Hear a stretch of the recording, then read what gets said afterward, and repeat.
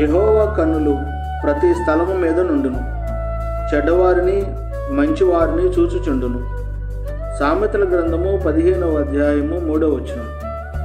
మనుషుల ప్రవర్తనల మీద ఆయన కన్నులు నిలుచుచున్నవి, వారి చర్యలని ఆయనకు కనబడుచున్నవి.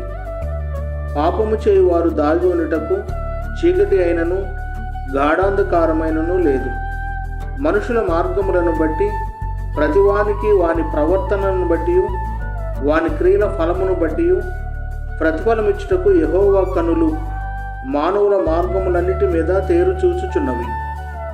దేవుని యందు భయభక్తులు గల వారికి నీతి సూర్యుడు ఉదయించును, అతని రెక్కలు ఆరోగ్యము కలుగు చేయును. ఆయన యందు భయభక్తులు కలిగి ఉండుడి, ఆయన యందు భయభక్తులు గలవానికి ఏమీ కుదువలేదు. ప్రభువు మిమ్మును దీవించి మిమ్మును ఆశీర్వదించును గాక. ఆమేన్.